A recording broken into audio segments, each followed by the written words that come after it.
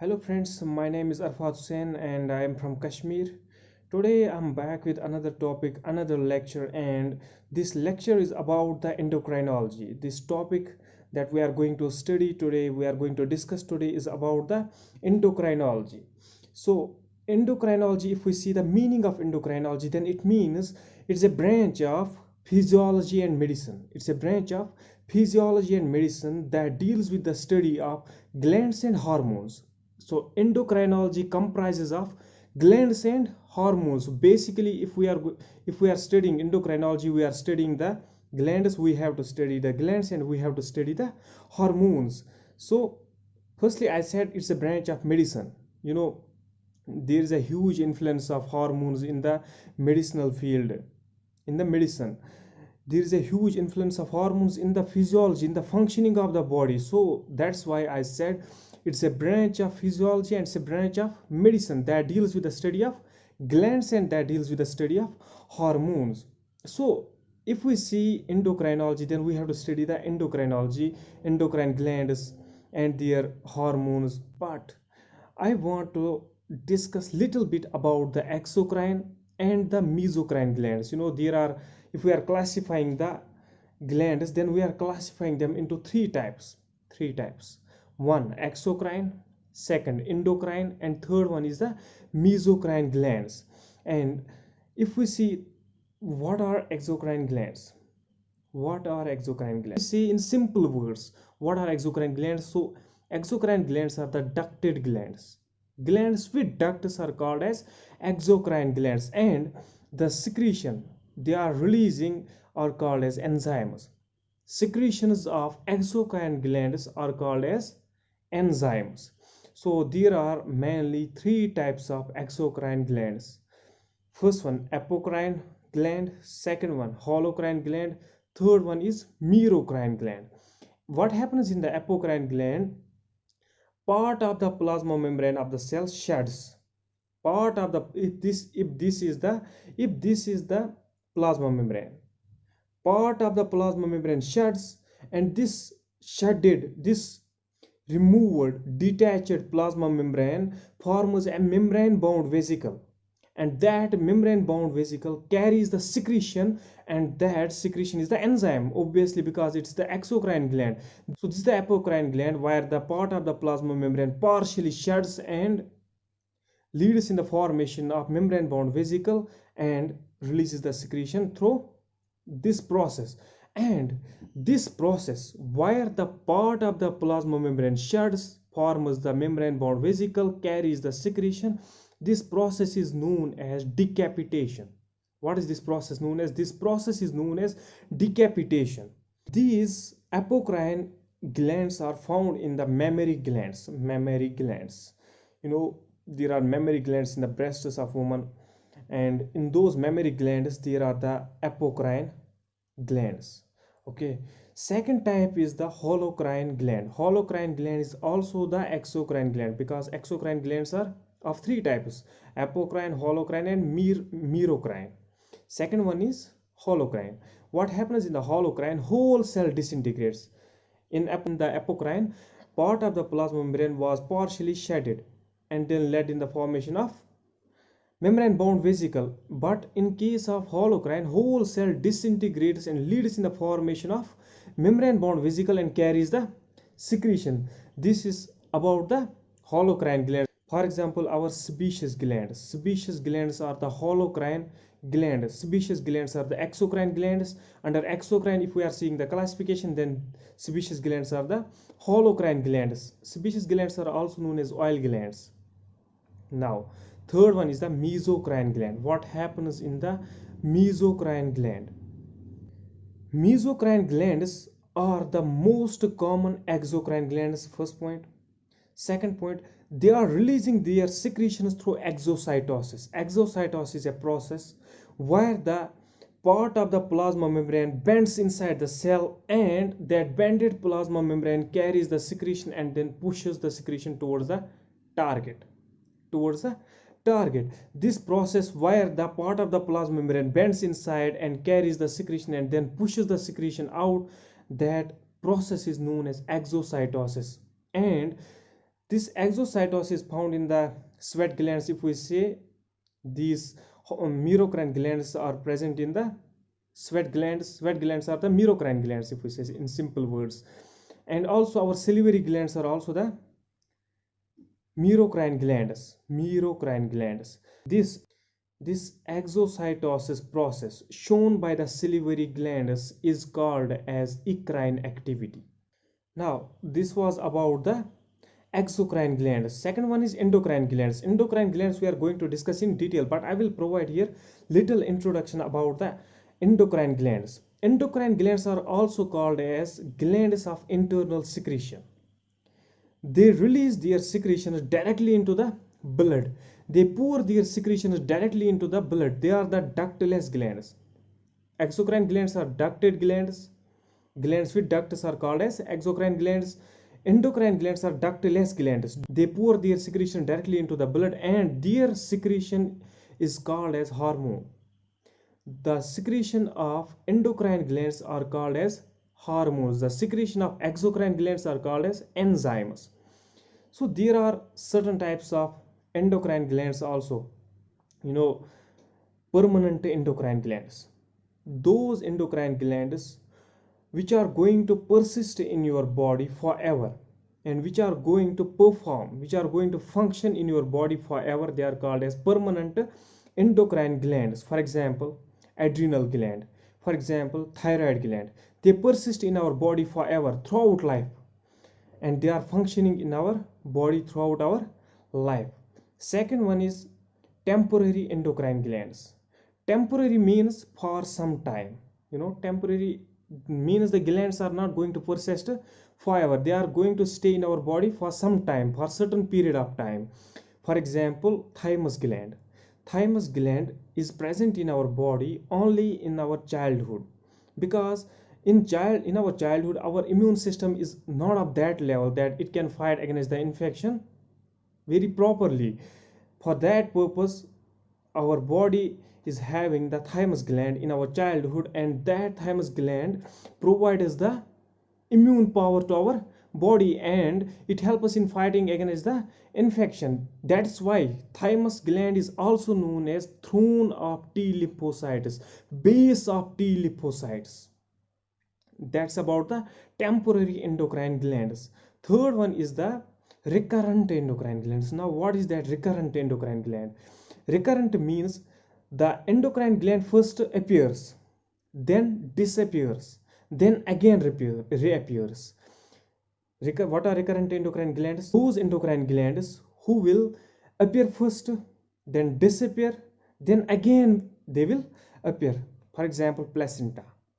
During the pregnancy it appears, after the delivery it disappears, and during the next pregnancy it appears again.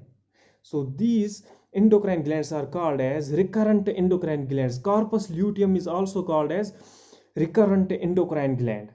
Now the third type of gland is mesocrine gland. What are mesocrine glands? Mesocrine glands are also called as heteroglands. They are also called as mixed glands, because mesocrine glands exhibit the function of both exocrine as well as endocrine glands. For example, pancreas. Pancreas releases the hormones, it releases the enzymes also. Hormones are insulin and glucagon, and you know about the enzymes trypsin, chymotrypsin, etc. Hormones are released by the islets of Langerhans. These are the cells present in the pancreas. Islets of Langerhans are releasing the hormones from the pancreas, and acinar cells from the pancreas releases the enzymes. And I will add one more point here. Exocrine activity is 99% present in the pancreas. Just 1 to 2% activity is endocrine activity. Now this is about the glands, types of glands. Now second term was hormone. What is hormone? I'm not going to tell you the big definition of hormone. I will tell you just two words about the hormone. Two words are enough to explain, two words are enough to define the hormone. Just chemical messenger. Hormones are the chemical messengers in our body. There were two scientists who discovered the hormone. Ernest Starling and William Bayliss. And the hormone term was coined by the Ernest Starling. And the first hormone that was discovered is secretin. Secretin hormone is the first hormone discovered in the human body, and that too it was discovered in the duodenum. First part of intestine is called as duodenum. Secretin was discovered in the duodenum. That was the first hormone discovered. Second point I'm going to add here, first hormone that was isolated, that was crystallized, that was measured, and the structure of that hormone was explained. That hormone is known as insulin. Insulin was the first hormone which was isolated, structure was determined, and it was measured. Insulin hormone is the first hormone which was measured, which was isolated, which was crystallized, and the structure was also determined. Insulin. One more point I'm going to add here. Thomas Edison is the father of endocrinology. Now we will see the classification of hormones. Hormones are classified based on many things. First classification we will say on the basis of their chemical nature. Under chemical nature, we will see the first type on the basis of amino acid derivatives. Amino acid derivatives. Hormones that are derived from the amino acid are called amino acid derivatives. Simple. There are many hormones derived from the amino acids. For example, epinephrine, norepinephrine, dopamine. These three hormones are derived from the amino acid that's known as tyrosine. Tyrosine is an amino acid from which the dopamine, epinephrine, and norepinephrine is derived. These three hormones, dopamine, norepinephrine, and epinephrine, are combinedly called as catecholamines. They are combinedly called as catecholamines. These are derived from the tyrosine amino acid. There are two more hormones which are derived from the amino acid tyrosine, that is T3 and T4. T3 means triiodothyronine and T4 means tetraiodothyronine. Tetraiodothyronine is also called as thyroxine. Tetraiodothyronine is also called as thyroxine. These two hormones are also derived from the amino acid tyrosine. There are many hormones. I will tell you one more example, serotonin and melatonin. These two hormones are derived from the amino acid tryptophan. These two hormones, serotonin and melatonin, these two hormones are derived from the amino acid tryptophan. Serotonin is also called as excitatory neurotransmitter. It keeps our body active. And melatonin is the sleeping hormone. It induces sleep. Melatonin is also called as sleeping hormone because it induces sleep. But serotonin hormone is an excitatory neurotransmitter. It is also the strongest vasoconstrictor. Serotonin is also the strongest vasoconstrictor. It constricts the vessels. Epinephrine and norepinephrine is also called as emergency hormone. They are also called as emergency hormones. They are also called as triple F hormones. Fight, fright, and flight. They are released during the fight. They are released when you have some kind of threat. There is a fright. And they are released when you are jumping. When somebody is behind you and you are jumping, that time these three hormones are, or these two hormones are, whenever you have these kind of situations, that time these two hormones are released. That's why these two hormones are called as emergency hormones. Under amino acid derivatives, there are two subtypes of hormones. First, short peptide hormones. Second, long peptide hormones. Short peptide means the hormone that contains the amino acids 2 to 10 in number. The hormone that contains 2 to 10 amino acids, that's known as short peptide hormone. For example, oxytocin, ADH, antidiuretic hormone. They are the short peptide hormones. Second type is long peptide hormone. Long peptide hormone means the hormones, they are exhibiting the amino acids from 11 to 50 number. 11 to 50 amino acids are exhibited by the hormone, and those hormones are called as long peptide hormones because they have more number of amino acids. Because of this reason, they are also called as polypeptide hormones. Poly means many, peptide means amino acid, hormones means hormones, chemical messenger. So these hormones, they are having the amino acids in large numbers, in large numbers. That's why they are called as polypeptide hormones. For example, gastrin, secretin, ACTH, adrenocorticotropic hormone, MSH, melanocyte stimulating hormone. These hormones are the long peptide hormones. They have a huge number of amino acids. I will add here one more point. That point is important for the entrance students, for NEET or for any medical entrance.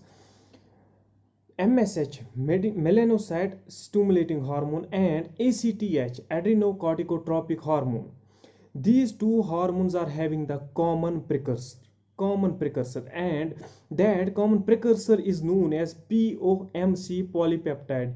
P means pre, O means opio, M means melano, C means cortin, pre-opio-melanocortin peptide. This is the precursor that is common for the MSH and ACTH. Now you have understood the long peptide hormones, the hormones which are having the amino acids from 11 to 50 in number. Now those hormones which are having the more than 50 amino acids, those hormones are called as protein hormones, directly protein hormone, because proteins are made up of amino acids, and because proteins exhibit huge number of amino acids, that's why when the hormones are exhibiting the amino acids more than 50, they are called as protein hormones. For example, HCS, human chorionic somatomamotropin. This hormone is called as protein hormone. Insulin is also having the more than 50 amino acids, and that's why insulin comes under the protein hormones. Insulin is called as protein hormone. These hormones that we are describing here is on the basis of chemical nature of hormones. There is another type of hormone based on the chemical nature, and they are called as glycoprotein hormones. Protein hormones, you know now. Now what are these glycoprotein hormones? These are the proteinaceous hormones, but they are having the carbohydrate part.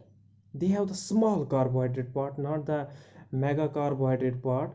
They have the small carbohydrate part attached to it, and that's why they are called as glycoprotein hormones. Proteinaceous hormones exhibiting the small carbohydrate part. That's why they are called as glycoprotein hormones. For example, FSH, follicular stimulating hormone, LH, luteinizing hormone. These hormones are the glycoprotein. There is one more type of hormone, and they are called as steroid hormones because they exhibit the steroid nucleus. They are also called as CPPP hormones, CPPP hormones. Why CPP? What is the CPPP? Cyclopentanoperhydrophenanthrin ring. Because these steroid hormones have the steroid nucleus, and that steroid nucleus is CPPP, cyclopentanoperhydrophenanthrin ring. That's why these hormones are called as steroid hormones. These steroid hormones are having the same structure as the structure of cholesterol. And one more point is their common point, one important point. These steroid hormones are having the same precursor. All steroid hormones are having the same precursor, and that same precursor is known as pregnenolone. Pregnenolone is the same precursor for all the steroid hormones. For example, androgens. Androgens are the male sex hormones. For example, testosterone, epiandrosterone, estrone, estradiol, estriol. E1 is estrone, E2 is estradiol, E3 is estriol. These are the female sex hormones, and these are the steroid hormones. Now this was all about on the basis of chemical nature. Now we will see on the basis of site of action. On the basis of site of action, there are certain types of hormones. For example, endocrine hormones. Endocrine hormones, what is their property? Their site of action is so far. Their site of action is not close to them. Their target is not close to them, and majority of the hormones are endocrine hormones. Majority of the hormones are of this type. So that means majority of the hormones are having the target site far from their releasing site. Second one is autocrine hormones. What are those autocrine hormones? Autocrine hormones act on the same cell that releases them. Say they are acting on the same spot where from they are released. For example, interleukin 2, they are released by the T lymphocytes and they act on the same cell. That is their function. That's why they are called as autocrine hormones. Auto means self. That's why they are called as autocrine hormones. See, endocrine hormones act on the site that is far away from them. Second one is autocrine hormones. They act on the same cell that is releasing them. Third one is paracrine hormones. Paracrine hormones act on the neighboring cells. Paracrine hormones act on the neighboring cells. For example, prostaglandins. For example, somatostatins. They are acting on the neighboring. Now the fourth one is cytokine. First one was endocrine hormone. Second one was autocrine hormone. Third one is paracrine hormone. Now the fourth one is cytokine. Cytokine can act as endocrine. Cytokine can act as paracrine. Cytokine can act as autocrine. They are having the all qualities. They are having the all the three qualities. For example, lymphokines. Lymphokines are the hormones released by the T lymphocytes. Lymphokines are the cytokines released by the T lymphocytes. They can act as endocrine hormones, they can act as autocrine hormones, they can act as paracrine hormones. Now this was the second classification of hormones based on the site of action. Now there is the third classification of hormones that is on the basis of their source. That's on the basis of their source. For example, first one, neurohormones released by the hypothalamus. Simple. Neurohormones are the hormones released by the hypothalamus because hypothalamus is the supermaster of our endocrine system. Hypothalamus is the supermaster of our endocrine system and it is present in our brain. It's present in our brain.